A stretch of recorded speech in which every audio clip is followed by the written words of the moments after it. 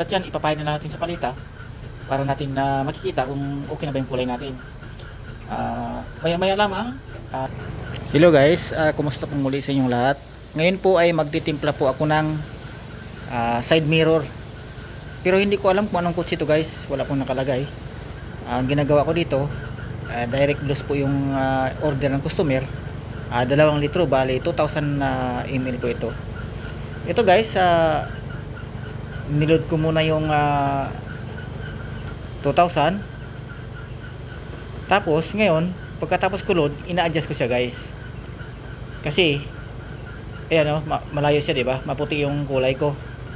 Madilaw na mapula yung sample na maitim ng konti. Kaya ito, adjust tayo na adjust hanggang maidikit natin yung kulay guys.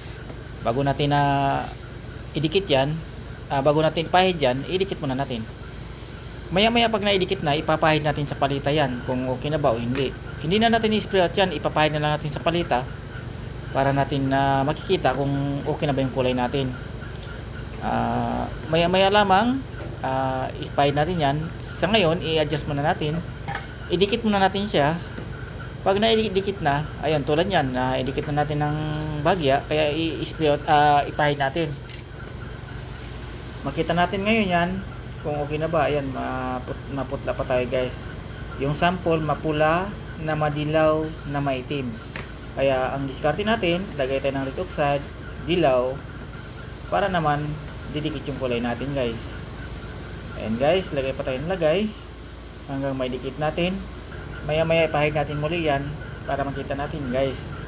Ito na yung pangalawang pahid natin. Makita natin ngayon yan kung okay na ba.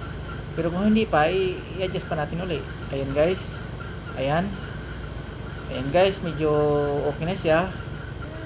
Pero hindi po ako kumuha ng kulay dyan. Dyan po ako kumuha ng kulay guys. Kasi yan po yung pinagayahan ng customer. Ayan guys. Yan po yung pinagayahan ng customer. Ayan, ang tingin nyo guys. Maganda na, diba? Maraming salamat po.